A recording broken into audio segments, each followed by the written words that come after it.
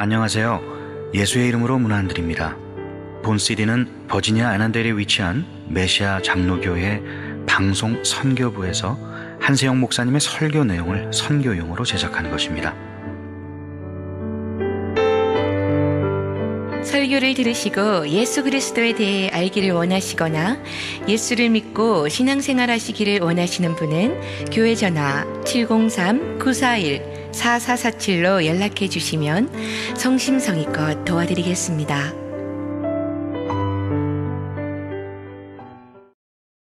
그간 평안하셨습니까? 한 주간을 못 뵀죠.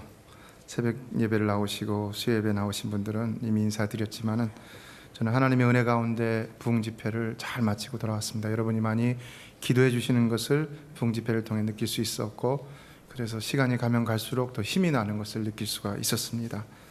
교회는 그렇게 크지 않았지만은 전 교인이 다 같이 협력하는 모습이 마치 가족과 같이 좋아 보였고, 첫 시간부터 마지막 시간까지 모든 교인들이 일심으로 다 전력하여서 섬기고 참석하고 은혜 받는 이런 모습들이 너무 보기 좋았습니다. 사랑하는 성도 여러분, 우리 메시아 교회도 모든 성도들이 다 같이 교회를 사랑하는 마음을 가지고 다 같이 주의 일에 힘쓰는 그런 교회가 되기를 주의 이름으로 축원합니다. 처음 교회가 적었을 적에는 누구라도 할 것 없이 다 모든 일에 참여했던 것 같습니다. 그런데 교회가 커져가면서 다 같이 하지는 못하는 현실이 있는 것 같습니다. 그러나 교회는 그리스도를 머리로 하는 몸이요, 따라서 우리들은 지체라고 했죠. 한 몸이라는 것입니다. 고린도전서 12장 20절로 21절을 보면 이제 지체는 많으나 몸은 하나라. 손이 눈더러 내가 너를 쓸데없다 하거나 또한 머리가 발더러 내가 너를 쓸데없다 하거나 하지 못하리라 라고 했습니다. 성도 여러분, 우리 모두는 정말 다 같이 한 몸을 이루는 지체들로서 서로를 정말 약한 자나 강한 자나 누구든지 다 서로를 귀중히 하고 또 소중히 여길 수 있어야 할 줄로 믿습니다. 여러분 옆에 분들을 보세요. 소중하지 않은 분이 있는가? 다 소중한 분입니다. 전에 그 말씀을 드렸죠. 그 연장 예화를 말씀드렸죠. 어느 날 목공소에서 연장들이 회의가 있는데 막 갑자기 회의가 서로를 비방하는 걸로 갖다가 얼룩져 갖고 엉망진창이 되었다고요. 누군가 먼저 망치에게 말합니다. 망치야, 너 자꾸 큰 소리 내니까 넌 안 돼 있으면 안 돼. 너는 없어져야 돼. 시끄러워. 그러니까 망치가 있다가, 야, 내가 떠나면 톱도 떠나야 돼. 톱 봐라야. 큰 소리 내면서 자꾸 남을 잘라내잖아. 톱이 말합니다. 야, 내가 떠나면 대패도 떠나야 돼. 대패는 남의 기쁜 속도 모르고 자꾸 깎아내리기만 하잖아. 대패가 말합니다. 야, 내가 꼭 떠난다면 자도 떠나야 돼. 자는 자기 기준을 가지고 항상 남을 재잖아. 그러니까 나사렛 목수가 그때 들어왔다는 것이죠. 그래서 어떻게 했다고 했습니까? 대패도 사용하고 톱도 사용하고 망치도 사용하고 자도 사용하고 모든 것을 다 사용해서 아름답게 교회를 지으셨다는 것입니다. 할렐루야. 여러분 가운데 능력이 있는 분, 능력이 없으신 분, 부자인 분, 물질이 없으신 분, 많이 배우신 분, 못 배우신 분, 또 열심을 내시는 분, 열심을 내지 못하시는 분, 그러나 하나님은 여러분 모두를 이곳을 여러분의 사역의 장소로 불러주신 줄로 믿습니다. 여러분 모두를 들어서 예수님이 딱 붙잡으셔서 사용하시면요, 쓸모없는 연장이 하나도 없는 것입니다. 그래서 우리는 다 같이 하나님의 그 손에 붙들림 받은 사실을 믿음으로 서로를 존중히 여기고 또 내가 쓰임받기에 내 자신을 내어드리기에 부족함이 없어야 한다는 것입니다. 교회는 주님이 만드시는 줄로 믿습니다. 그리고 우리 주님께는 필요치 않은 성도가 없는 줄로 믿습니다. 그래서 교육자 회의를 하면서 그런 말씀을 드립니다.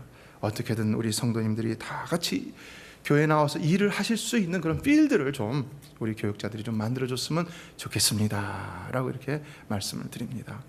어느 분이 교회를 잘 나오지 못하셔서 왜 그러신가 나중에 알고 봤더니 처음에는 이런 이유 저런 이유였는데 나중에 보니까 다 핑계고, 교회 나오면은 남들은 다 일하는데 나는 할 일이 없다, 그렇게 해서 교회를 잘 나오지 못하셨다. 그래서 일자리를 마련해 드리니까 열심히 일하시는 것을 보았습니다. 여러분, 그러나 우리 모두는 교회 안에서 할 일들이 있다는 사실, 그래서 주님이 우리를 불러주셨다는 사실을 기억하시기를 바랍니다.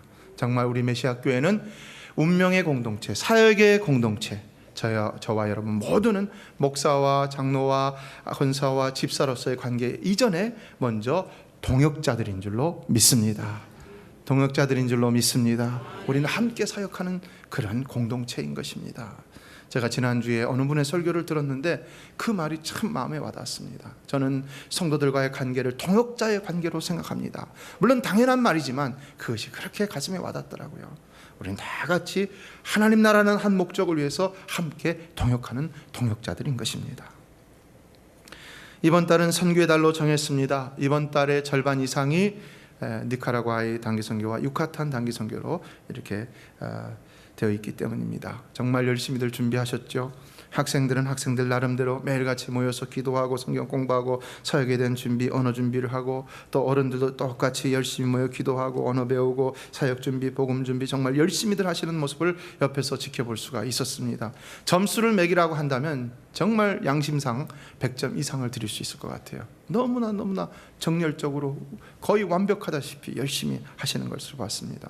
어떤 분은 1시간 40분 거리인데도 마다하지 않고 주중에 와갖고 훈련에 참석하시는 것을 봤고요.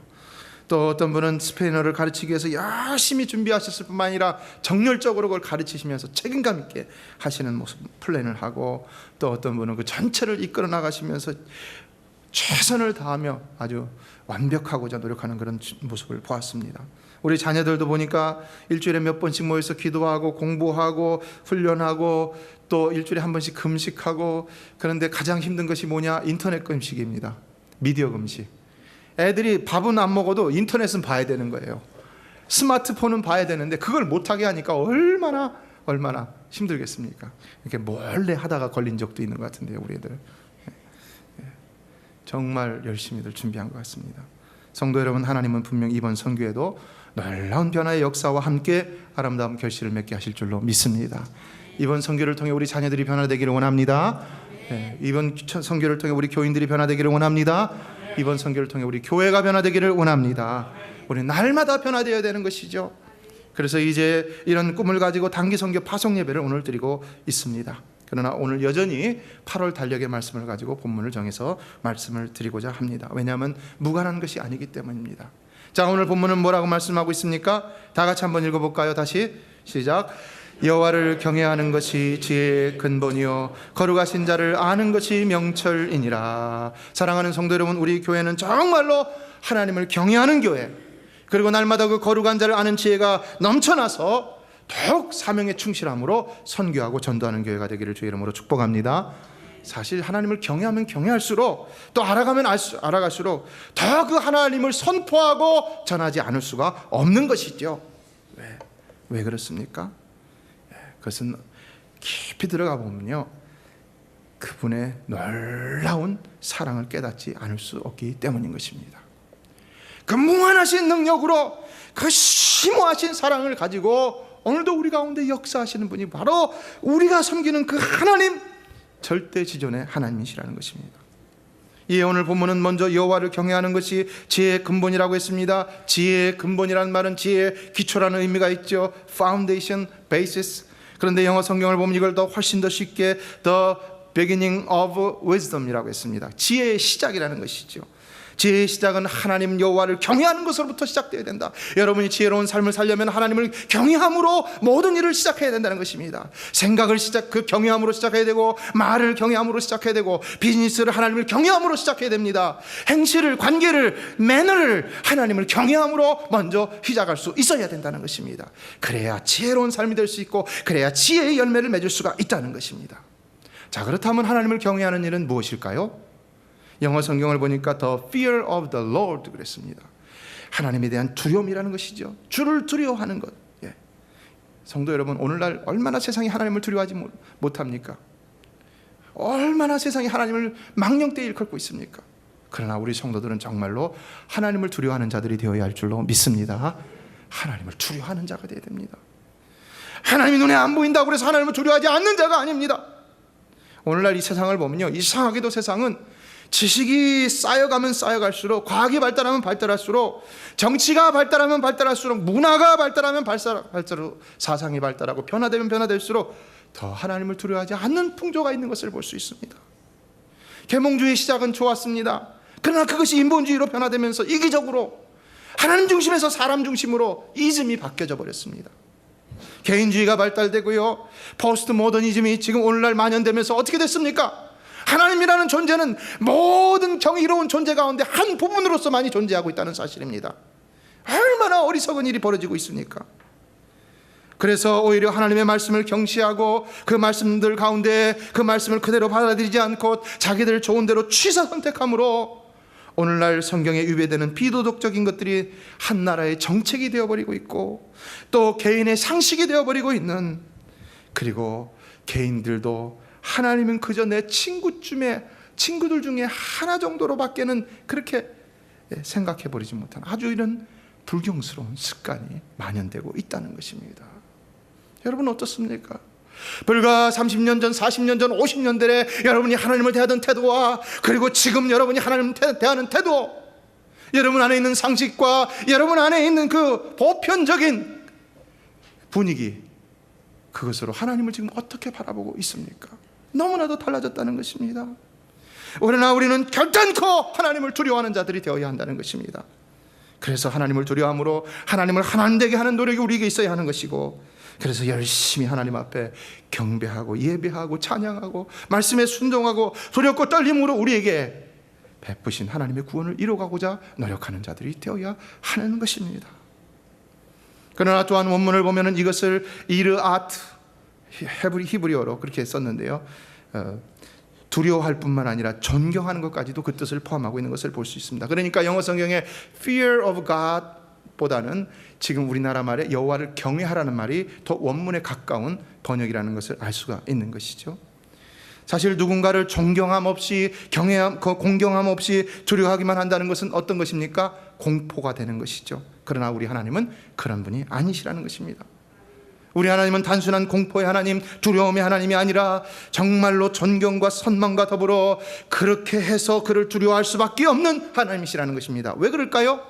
두 가지를 살펴보았습니다.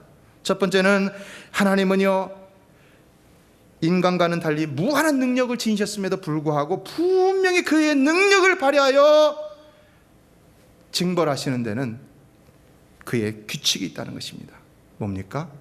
하나님은 선한 자는 벌하지 않으십니다. 오히려 그의 능력으로 그를 보호하시고 축복해 주시는 것을 볼 수 있습니다. 그러나 악은 반드시 미워하시고 징벌하신다는 것입니다.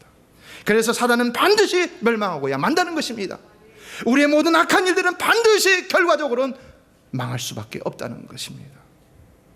전능하신 그 하나님은 결코 악과 거짓을 용납하시는 분이 아니신 것입니다. 그분은 언제나 악을 징벌하시고 선을 격려하시며 선한 자를 상 주시는 분이십니다. 그렇기 때문에 그분은 존경스럽기가 그지없으신 분이고, 또한 그렇기 때문에 죄인된 우리로서는 두려움을 가지고 그를 대하지 않을 수가 없다는 것입니다.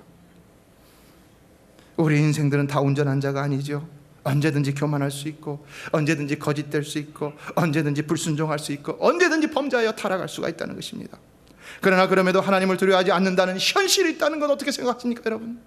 오늘날 여러분이 하나님을 두려워하는 마음보다는 오히려 친구 중에 하나로 생각하는 이런 불경스러움이 없지 않아 여러분의 마음 가운데 잠재하고 있다는 사실을 여러분 어떻게 생각하십니까? 어떻게 이 정확하시고도 무서우실 뿐만 아니라 그 능력이 광대하신 그 하나님 앞에서 교만하면서도 두려워하지 않고, 거짓말하면서도 두려워하지 않고, 불순종하면서도 두려워하지 않고, 죄를 지으면서도 두려워하지 않을 수가 있다고 할 수가 있겠습니까?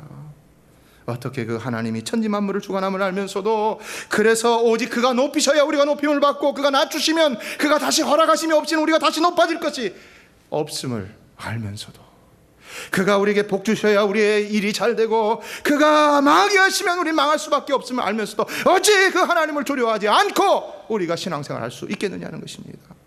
어떻게요? 오늘날의 중요한 이슈는 이겁니다. 여러분, 중요한 근본적인 이슈는 이겁니다. 종교개혁자 마틴 루터가 말했습니다. 하나님을 하나님 되게 하라. 하나님을 하나님 되게 하라. 여러분, 우리는 실로 전능하신 하나님을 하나님 되게 하는 자가 되어야 할 줄로 믿습니다. 인간의 이성으로 하나님을 속박하거나 제한해서는 안 되는 것입니다. 나의 좁은 소견으로 하나님을 시시한 분이라 여기서도 안 되고, 계셔도 별로 나타나지 않는 분, 능력이 있으셔도 잘 사용하지 않는 분, 종이 호랑이와 같은 분, 이렇게 생각해서는 안 된다는 것입니다. 물론 이렇게 생각하지 않는다 할지라도 이렇게 행동하는 것이 우리 안에 잠재적으로 나타나고, 있다는 사실 우리는 분명히 직시하며 고칠 수 있어야 하는 것입니다. 오늘 우리가 하나님의 존재에 대해서 똑바로 알고 행동하지 않으면요, 하나님을 하나님 되지 못하게 만드는 불경죄를 저지를 수 있다는 것을 기억할 수 있기를 바랍니다. 성도 여러분, 정말로 우리는 하나님을 하나님 되게 하는 그런 참 믿음의 사람들이 되어야 할 줄로 믿습니다. 옛날 어느 수도원에 훌륭한 원장이 있었는데 그 많은 제자들 가운데 특별히 아주 못나고 그리고 머리도 그렇게 좋지 않은 것 같고 남들이 보기엔 정말 이상한 행동을 하는 그 아이만을 특별히 사랑을 했다는 것입니다. 그래서 제자들이 막 화가 났습니다. 아니, 우리가 원장님 말씀도 더 잘 듣고 공부도 더 잘하고 머리도 보면 똑똑한 것 같은데 왜 유독 저 생기지도 못하고 뭐 그냥 행동하는 것도 단순하고 말하는 것도 그렇고 왜 저 아이만 그렇게 아끼고 사랑하십니까?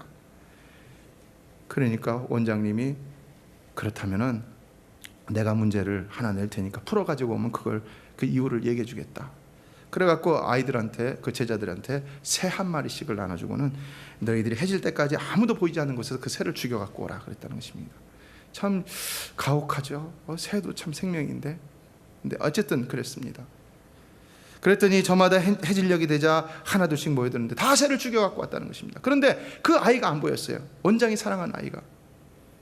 다들 기다렸습니다. 야, 봐라, 저 멍청한 것 아직도 오지 않았어. 막 그냥 그를 이렇게 경멸하고 낮추는 그런 말을 합니다. 근데 또 왔는데 보니까 늦게 왔는데 새가 안 죽고 살아있는 거예요. 그러니까 또 비방합니다. 저 바보는 원장님이 뭘 시켰는지도 몰라. 봐요 원장님. 여러분 어떻습니까? 그랬더니 원장님이 그 제자들 앞에서 그 아이에게 왜 새를 죽이지 못했는지, 얘야 너는 왜 새를 죽이지 못했냐 물어봤다고 합니다. 그랬더니 이 아이가 대답합니다. 원장님께서는 아무도 안 보이는 곳에서 새를 죽이라고 하셨는데 아무리 조용하고 으슥한 정말 어디를 들어간다 하더라도 하나님이 다 보고 계셔서 죽이지 못했습니다. 사랑하는 성도 여러분, 여러분이 저 한세영 목사의 말을 순종하지 않는다 할지라도 반드시 하나님의 말씀에는 순종해야 할 줄로 믿습니다. 제 말을 거역하는 일이 있다 할지라도 하나님 말씀은 반드시 순종하는 자가 되어야 된다는 것입니다. 세상에 어떤 권력의 말을 순종하지 않는 한이 있다 하더라도, 그래서 핍박을 받는 한이 있다 하더라도 하나님의 말씀에는 순종하고자 노력하는 자들이 되어야 한다는 것입니다. 우리는 사람을 불쌍히 여기고 사랑하거나 존중하고 존경할 수는 있지만 그러나 하나님보다 그를 더 두려워하는 자가 되어서는 안 되는 것입니다. 하나님을 두려워하지 않는 자들의 문제 뭡니까? 미리 들어가 보면요, 다 자기 사랑 때문입니다. 자기가 인정받고 싶고 자기가 어려움 당하지 않고 싶고, 그래서 그 마음이 오히려 세상에 대한 두려움으로 가득 채워지기 시작하면서 하나님을 두려워하지 않게 되는 것을 볼 수 있는 것입니다. 실패에 대한 두려움, 소외됨에 대한 두려움, 또 관계에 깨질 것에 대한 두려움, 또 자녀가 잘못될 것에 대한 두려움, 질병에 대한 두려움, 권력에 대한 두려움, 어떤 두려움으로든지 간에 세상에 대한 두려움으로 채워진 사람들은요, 절대로 하나님을 두려워할 수가 없는 것입니다. 여러분, 사람을 두려워하지 마시기를 바랍니다. 하나님을 두려워하시기를 바랍니다. 세상을 두려워해서도 안 됩니다. 물질을 두려워해서도 안 되는 것입니다. 여러분, 정말 하나님을 믿는다면요, 하나님만 두려워하는 자가 되어야 되는 것입니다. 결국 세상을 두려워하는 것은요, 그 두려움이 자기 목을 조를 수 있다는 것을 우리는 기억해야 됩니다. 전지전능하신 공의 하나님이 살아계신데 어떻게 그럴 수 있습니까? 잠언 14장 20절은 말합니다. 여호와를 경외하는 것은 생명의 샘이라 사망의 그늘에서 벗어나게 하느니라. 우리가 세상을 두려워하지 않고 오직 하나님만 두려워한다면 하나님이 반드시 우리를 지켜주시고 어려운 가운데서 구원해 주신다는 것입니다. 세상을 두려워하고 사람을 두려워하면요, 그때부터는 정말 헤어나올 수 없는 더 엄청난 두려움에 올무와 수렁 가운데로 빠져들어가게 되는 것을 볼 수 있는 것입니다. 인생이 더 복잡해진다는 것입니다. 그렇죠, 여러분? 보세요. 거짓이 또 거짓을 낳죠. 교만이 또 다른 교만을 낳습니다. 죄가 죄를 낳고 또 그 죄가 다른 죄들을 낳습니다. 그런데 다시 회복하려고 하면 어떻게 됩니까? 정말 다시 돌아가려면 너무나도 복잡한 삶이 그 뒤에 있는 것을 발견할 수밖에 없는 것이죠. 헤어나올 수 없는 미로 가운데로 자기가 빠져들어가 있음을 발견할 수밖에 없다는 것입니다. 그러므로 시작부터 아예 여호와를 경외하며 행하는 것이 진정 지혜로운 삶이라는 것입니다. 그래서요, 이 말씀을 우리가 생활 가운데 적용할 때 보면요, 성도의 삶은 단순해야 한다는 것이 결론적으로 나오는 것을 볼 수 있는 것입니다. 여러분, 성도의 삶은 단순해야 할 줄로 믿습니다. 하나님이 하라 하면 하는 것이고요, 말라 하면 말면 되는 겁니다. 정직하라 했으면 정직하는 겁니다. 거짓말 안 하면 되는 것입니다. 하나님이 책임져 주신다는데요. 하나님 앞에 실수가 무슨 유가 됩니까? 문제가 됩니까? 여러분, 하나님이 다 마무리해 주시면 남녀가야 모든 것이 선을 이루는데요. 믿으라 하면 믿고요, 행하라 하면 행하고요, 회개하라 하면 회개하고요. 오히려 단순한 삶이 여호와를 경외하는 삶이요, 지혜로운 삶이 될 수 있다는 것입니다. 그래서 더 놀라운 사실은요, 우리 하나님이 이런 지혜 가운데 더 놀라운 지혜를 나타내셨는데, 그것이 뭐냐? 뭔지 아십니까? 이런 복잡해져 있는 인생을, 아주 인생의 모든 문제들을 단순하게 풀어갈 수 있는 한 가지 방법, 뭡니까? 예수 그리스도라는 것입니다. 믿으십니까? 예수 그리스도로 인하여 우리 인생의 모든 문제는 다 해결될 수 있는 줄로 믿습니다. 두 번째, 우리가 하나님을 더 경외해야 할 이유는 바로 여기에 있는 것입니다. 놀랍지 않습니까? 예수 그리스도, 바로 그 무서우신 하나님이 우리를 위해서 예수 그리스도를 이 땅에 보내주셨다는 것입니다. 성도 여러분, 세상에 대한 두려움과 자기 사랑으로 인한 죄로 인해 복잡해진 절망 가운데 있는 우리 인생이 빠져나올 수 있는 참된 길이 도대체 어디 있다고 생각합니까? 어디 있다고 생각합니까? 세속의 인연을 끊고 산에 올라가 수행을 하고 고행을 하면은 그것이 해결될 수 있다고 생각합니까? 여러분이 지금까지 저질렀던 모든 악행을 끊어버리고 이제부터는 선행으로 열심히 살면은 그 문제가 해결될 수 있다고 생각합니까? 과거의 죄가 없어질 것이라고 생각합니까? 또 진리를 탐독하고 연구해서 그 심오한 진리의 근원을 깨달을 수 있다면 된다고 생각하십니까? 공자는요, 마지막으로 죽기 전에 그 제자들이 제발 한마디만 해주십시오 그랬는데 이런 말을 했다고 합니다. 하늘이 무슨 말을 하던가, 내가 무슨 말을 하는 게 아니라 하늘이 무슨 말을 하는가. 사시가 운행되고 만물이 생장하지만 하늘이 무슨 말을 하던가, 하늘이 무슨 말을 하던가. 그리고는 세상을 떠났다는 것입니다. 성철 스님은 그렇게나 근 30년의 수행을 하고 고행을 하였습니다. 금식을 하고 천막 같은 데서 살고요, 누더기 생활을 하고. 근데 마지막 임종 직전에 이런 말을 했다는 것입니다. 한평생 남녀무리를 진리가 아닌 것을 진리라고 속인 죄가 너무 커 지옥에 떨어진다. 자기가 그렇게 고행을 하고 수행을 하고 했지만, 수련을 했지만, 그러나 아직도 자기의 죄가 그 불교에서 말하는 수미산이라는 굉장히 큰 산, 그것보다 더 크다는 것을 깨닫다는 고백을 했던 것을 볼 수 있습니다. 놀라운 사실은요, 구례 화엄사에 있는 남아다경이라는 불경을 보면요, 이런 말이 있습니다. 하시 야설의 오도 무유지 등야. 무슨 말인지 아십니까? 야소라는 말을 그 한자 사전에 찾아보면은요, 예수라고 되어 있습니다. 예수. 말은 뭐냐면 언젠가 예수가 오면 내가 깨달은 도는 기름 없는 등과 같이 쓸모가 없어질 것이다 라는 말을 했다는 것입니다. 성도 여러분, 인생의 진리는 오직 예수 그리스도밖에 없는 줄로 믿습니다.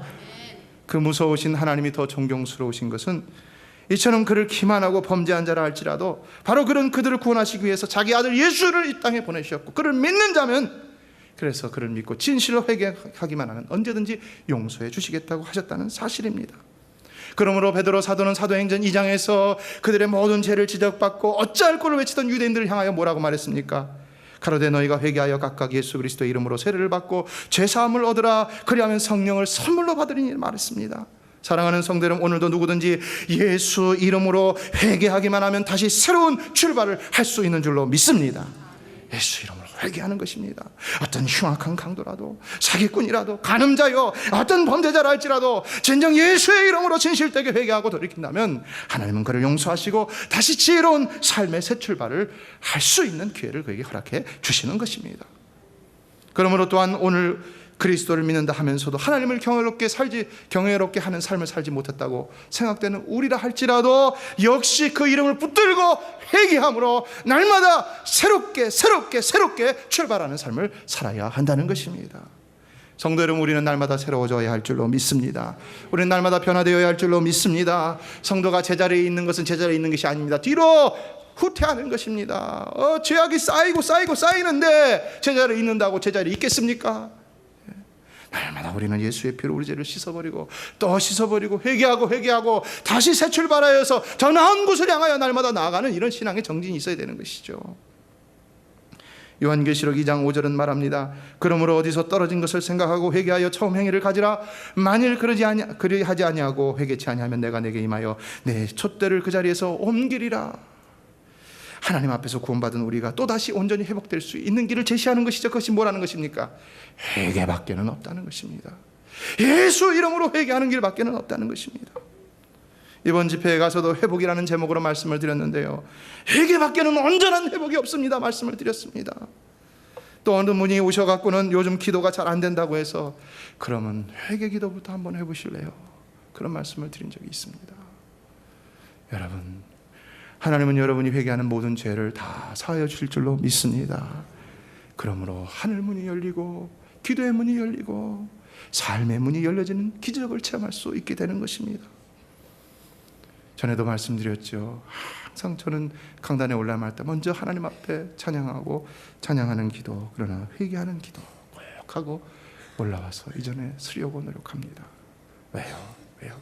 하나님을 경외하면 회개할 수밖에 없다는 것입니다. 그러나 요한일서 1장 9절은 만일 우리가 우리 죄를 자백하면 저는 미쁘시고 의로우사 우리 죄를 사하시며 모든 불의에서 우리를 깨끗게 하실 것이요 라고 했습니다. 우리 인생이 변하지 않는 문제는 회개하지 않기 때문인 것입니다. 우리가 여전히 교만하고 우리가 여전히 자기를 사랑하고 우리가 여전히 세상을 쾌락을 좋아하고 남을 멸시하는 것은 회개하지 않기 때문에 그런 것입니다. 여전히 하나님을 멀리하는 일도 회개함이 없기 때문에 그런 것입니다. 우리는 진정 거짓과 불의가 없어야 합니다. 그러나 우리가 참으로 회개하고 자복한다면 미쁘신 하나님은 다시 우리를 용서하시고 다시 새롭게 출발할 수 있는 은총의 기회를 허락해 주신다는 것입니다. 바로 예수 그리스도가 또다시 출발하고 또다시 출발할 수 있는, 언제나 우리에게 새로운 시작점이 될 수 있는 놀라운 은혜의 징표요, 바로 지혜의 근본이신 것입니다. 예, 저는 정말 우리 주의 종들이, 그리고 모든 목사님들, 모든 교인들, 모든 교회들이, 지상의 모든 교회들이 정말 매일같이 예수 그리스도의 십자가의 공로를 힘입어 진심으로 회개하며 또다시 새로운 삶을 새롭게 출발하기를 간절히 소망하며 기도하고 있습니다. 그래서 매일같이 우리가 변하는 겁니다. 죄종이 변하고 여러분들이 변하고 교회가 변하고 성도들이 변하고 모든 교회가 변하고, 그러면 우리가 세상으로부터 비난받을 이유가 뭐가 있겠습니까?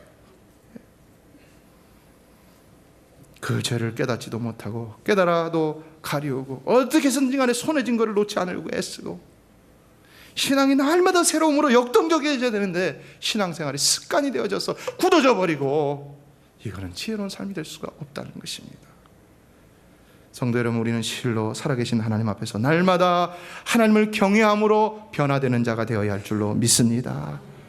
그리고 또한 이 놀라운 은총의 기회를 이미 체험하고 있는 자들로서 이 예수를 반드시 또한 전하고자 노력하는 이런 감동과 감격과 결단이 있어야 하는 것입니다. 여러분, 예수는 분명 그 자체로서 복음인 줄로 믿습니다. 예수 자체로 복음입니다. 이 세상에서 이보다 더 놀라운 기쁜 소식이 어디 있습니까? 복음 전도자 알프레도 깁스는 내가 철학을 전하였더니 사람들은 칭찬하였다. 그러나 내가 그리스도를 전파했더니 사람들은 회개하였다 그랬습니다. 여러분, 칭찬이 났습니까? 회개가 났습니까? 변화의 역사, 어떤 것이 더 지혜로운 것이라는 것입니까? 그리스도를 전함으로 회개케 하는 것이 더 지혜로운 일인 것이죠. 베릴 선대의 목사님은 그러므로 말합니다. 만일 복음을 내가 전하지 않으면 나는 지옥에 가리라. 얼마나 이것이 중요한지 이런 말까지 하고 있지 않습니까?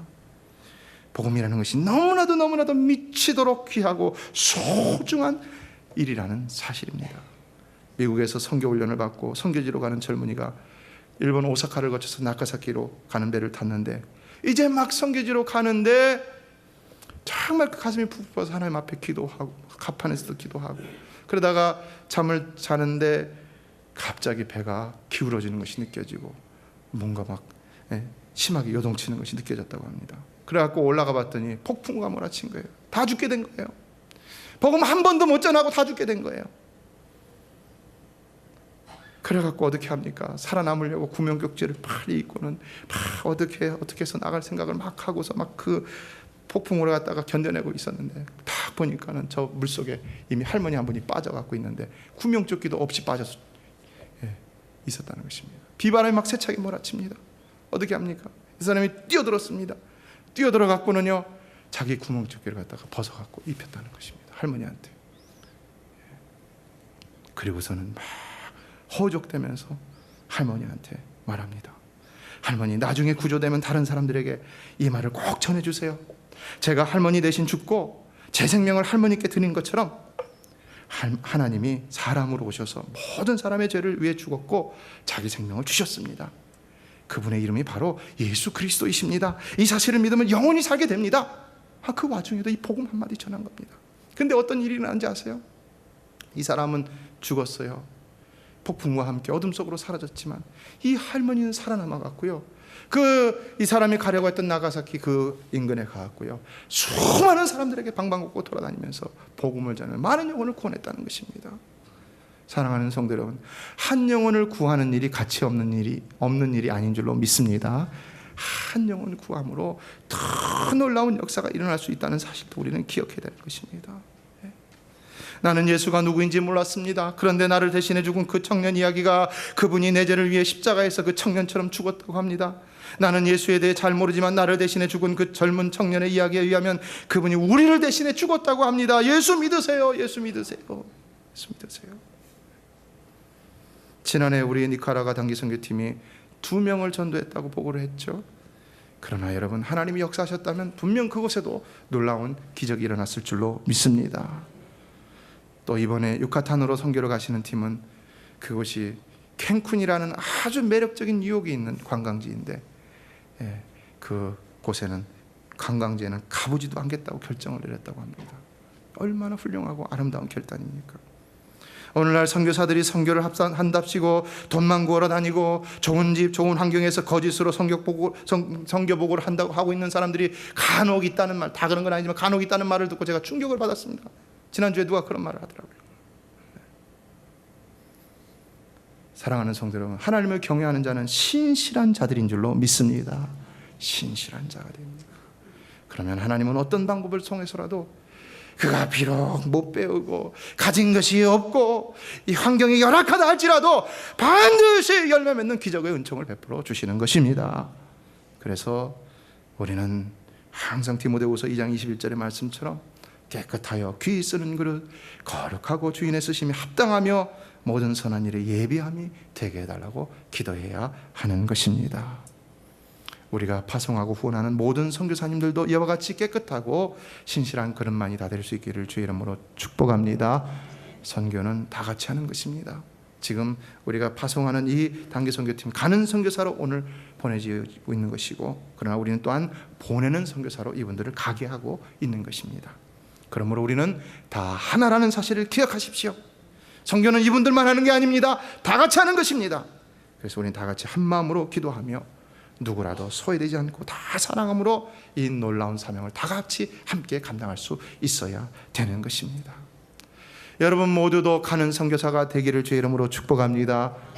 지금 형편이 안 되고, 그리고 설령 이렇게 우리가 아멘 했다 할지라도 못 가시는 분들도 있겠지만, 그러나 제가 이번에 가시는 분들을 보니까 꿈을 가지고 저에게 선교에 대해서 얘기하셨던 분들이 가시더라고요. 보니까 여러분, 꿈을 가지고 기도하면 하나님께서 갈 수 있는 환경도 허락해 주실 줄로 믿습니다. 갈 수 있는 물질도 허락해 주시고요, 갈 수 있는 건강도 허락해 주시고요, 비행기표도 주시고요. 그러나 이제 우리도 이곳에서 복음을 전하며 지역 선교사로서의 사명도 잘 감당하기를 원합니다. 메시아 잔치가 얼마 남지 않았죠. 내가 있는 곳에서 내 형제와 이웃을 전도하지 못하고 멀리 나가서만 전도한다 할 수 있겠는가? 그렇지 않죠. 그래서 우리는 다 같이 전도자요 또 선교사로서의 사명을 가지고 오늘 이 자리에서 함께 파송 예배를 드리고 있다는 사실을 기억하실 수 있기를 바랍니다. 이 말씀을 감히 두렵고 떨림으로 전해드렸습니다. 그래서 이제는 정말 우리 교회가 더욱더 선교하는 교회, 전도하는 교회, 열매 맺는 교회가 되기를 주의 이름으로 축복합니다. 교회다운 교회가 되기를 원합니다. 본연의 사명에 충실한 교회가 되기를 원합니다. 성도다운 성도, 주의 종다운 주의 종이 되기를 원합니다.